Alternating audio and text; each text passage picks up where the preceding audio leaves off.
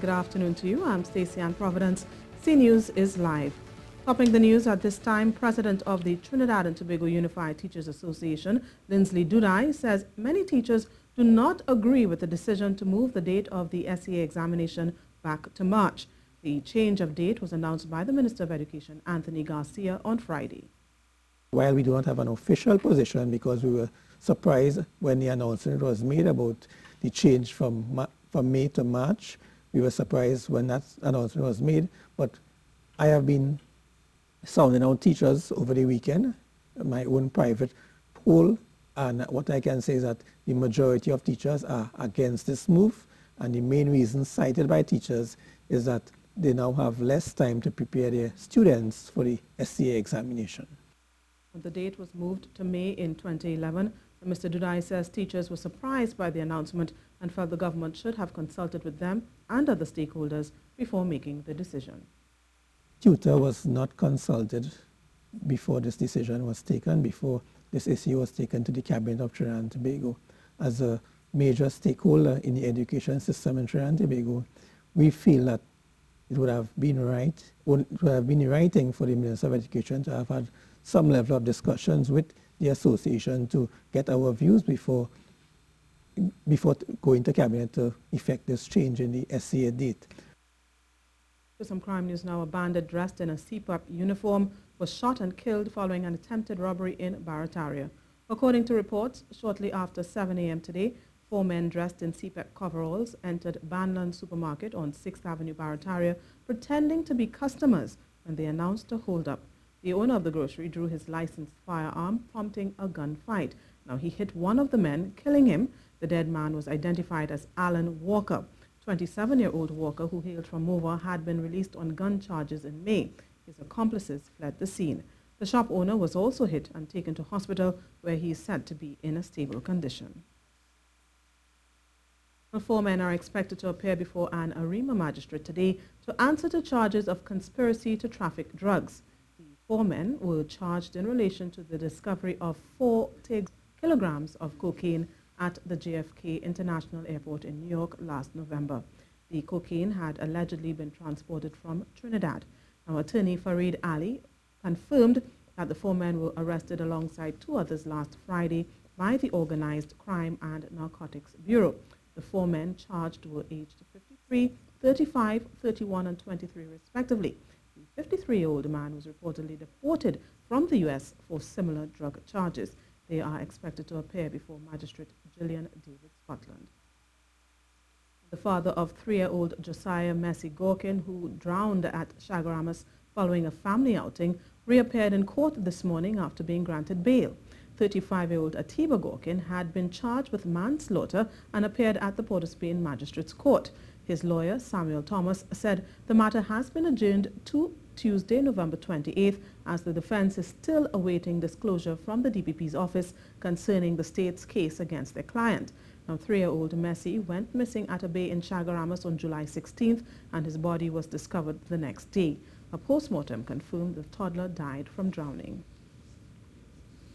In other news now, Nicole Dyer Griffith will not be allowed to vie for the leadership of the Congress of the People.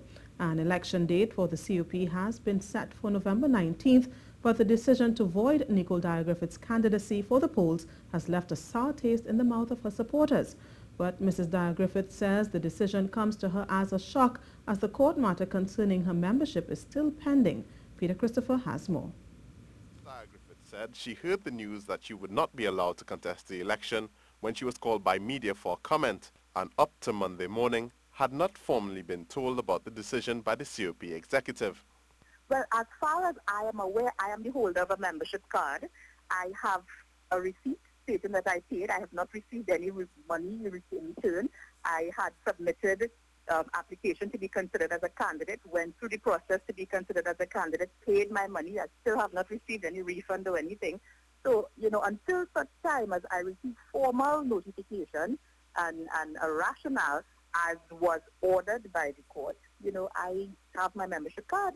Deputy Chairman Jameson Badur confirmed that he was still to write Mrs. Dyer Griffith about the decision, but said her membership had not yet been ratified as per the constitution of the COP. We are going to form a panel now We're going to write a letter officially to Nicole to come in for the interview and to bring the documents that we asked for. I will go about it the legitimate way, right? But I personally wish that we could take her back in the party. I was against the process that was followed. It was illegal. I will try to correct it, and that is what the consent order from the court said, to get the membership issue in place and also to get the arms of the party like Natex and so on working again. And that's what we're doing. But Mrs. Dyer Griffith and her supporters have raised questions as to how this decision was made. As per the court ruling, the COP did not yet form a quorum of 26 to do so.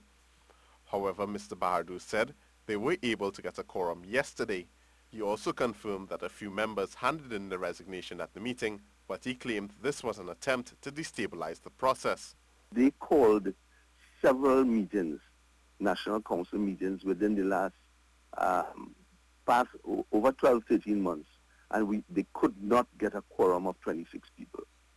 Right? So what we did yesterday, as far as I'm concerned, we created history because we brought out so many members who could have voted.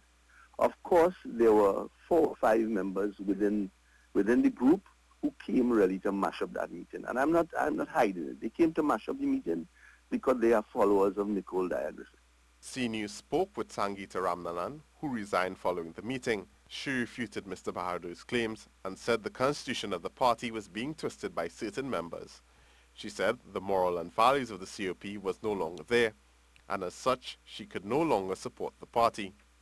While the political leader election is set for November 19th, the party's national election will take place on December 10th. Peter Christopher, CNews. And this is the CNews Live report at noon. Remember, you can keep up to date with all the latest news on our website at ctvtt.com, or you can check out our Facebook and Twitter pages at CNews Live.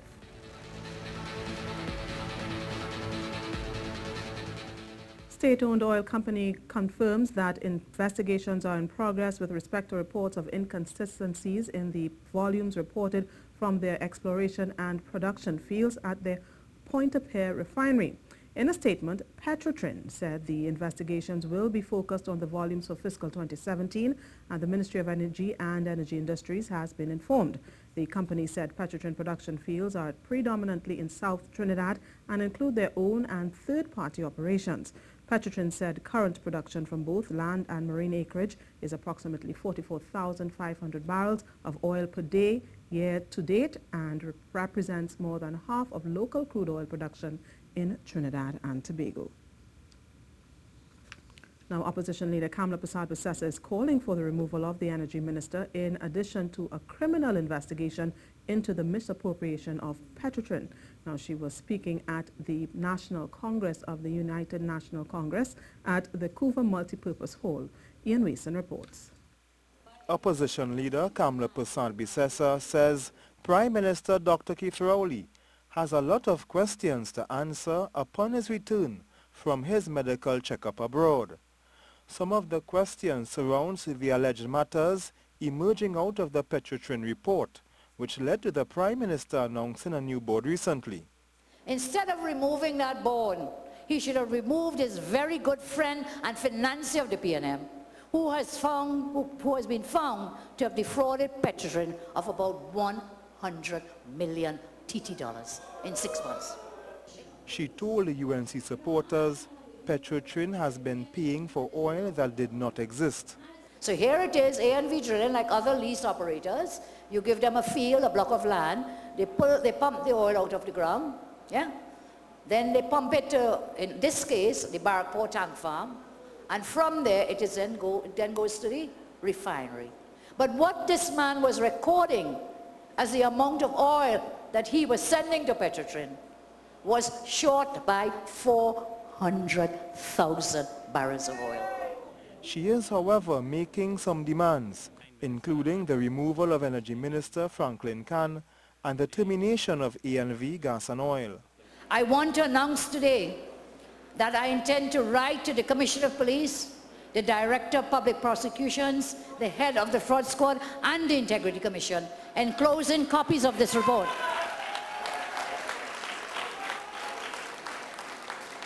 And requesting that immediate criminal investigation be commenced into the actions of those responsible.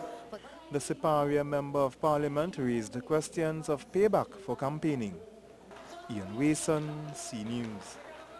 Meanwhile, Minister in the Office of the Prime Minister, Stuart Young, responding to the claims of the opposition leader, says there is currently an internal audit into state-owned Petrotrin.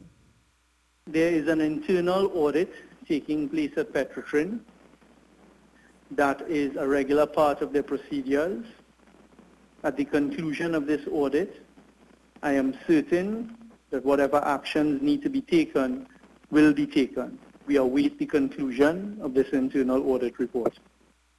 And now for a look at the weather forecast for this afternoon and tonight. Trinidad and Tobago mostly cloudy with periods of showers and rain and thunder showers possibly in a few areas.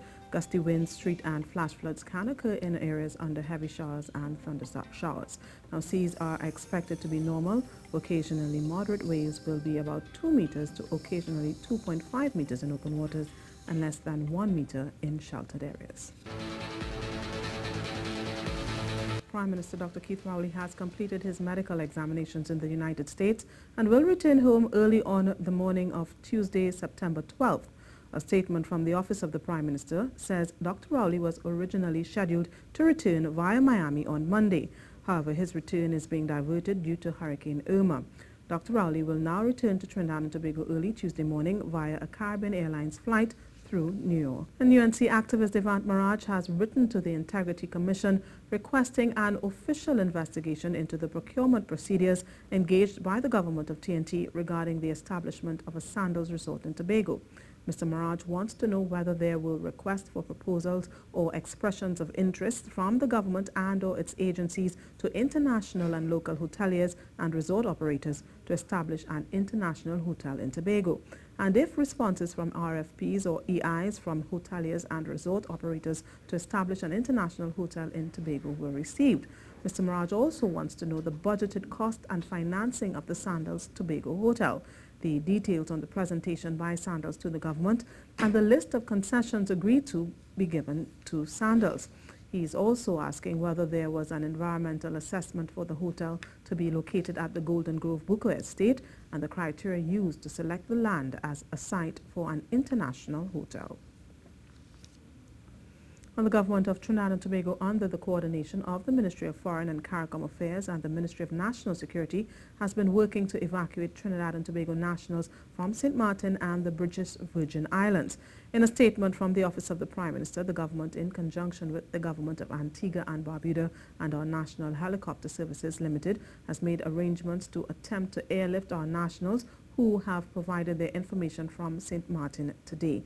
The Office of the Prime Minister says they have been working very closely with the government of Antigua and Barbuda, and it's envisaged that they will airlift our identified nationals from St. Martin to Antigua during the course of today. An official request is being made to the British government for assistance with respect to the evacuation of our nationals in the BVI. The Arima Borough Council has expressed congratulations to the Trinbago Knight Riders on their victory at Saturday's final of the 2017 Caribbean Premier League. In a statement, Arima Mayor Lisa Morris-Julian said the council especially applauds the stunning performances of Arima's very own Kevin Cooper and Sunil Narayan. The mayor said the two have consistently made the borough proud from their foundation days at Arima Boys RC Primary School to this present achievement. Their dedication to the sport that they love is noted by the council as it extends a heartfelt congratulations to the two who continue to dominate the cricket scene.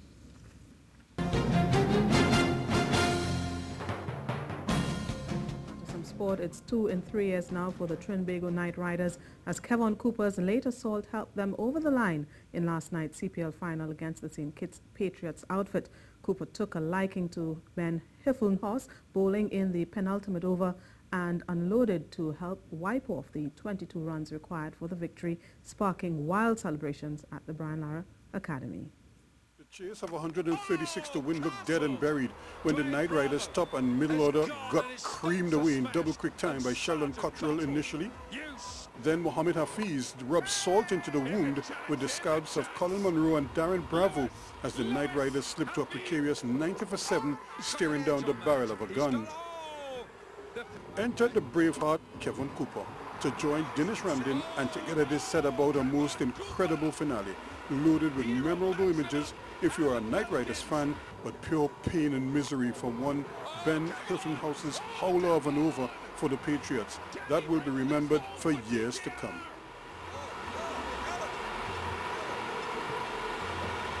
It's a no ball as well. It's a free hit. Darren Bravo has gone crazy down there. Gone high. Gone out. Gone for 4. 16 from 3 deliveries of this penultimate over. Hit this for 4. Kevin Cooper is winning this for the Knight Riders from 90 for 7. He's brought back the joy here at the Brian Lara Cricket Academy. That's it. That's the champion. Dinesh Ramdin held the innings together with 26 of 31 balls, and Cooper hit a flurry of boundaries late to end on 29 from 14 balls to clinch victory in front of a deliriously partisan crowd at Taruba. Rightly, it's Dinesh Ramdin, who's grown up just down the road, that brings a second championship to the franchise out of Trinidad and Tobago. The victory was sweet revenge for the Knight Riders, who suffered a humiliating loss to the same Patriots in the first playoff on Tuesday. The champions of the Hero CPL, the Caribbean Premier League for 2017, the Trinbago Knight Riders. Ruskin Mark, C News. And for the second time. In the TNT Pro League, Sawa Jabloteh picked up a crucial 3 points to stop their losing skid when they edged Point Fortin Civic 2-1 at Mahaika. But Northeast Stars continued their push for league honours when they returned to action at the Arima Velodrome against 3-time defending champs Central Sharks. Dwayne Muckett broke the deadlock 12 minutes into the second period for the hosts, who climbed to 17 points, the same as W Connections and Club Sando, who have both played a game more. But their hopes of all 3 points were dashed in dramatic fashion when the 23-year-old Tobago-born Michael Jem Gordon leveled things with a minute left in regulation for a 1-all tie. Just as interesting as the results is the fact that St. John was elevated to the head coaching position with the Sharks for this game after Dale Saunders stepped aside due to unpaid wages for several months. Well, that's it for sport.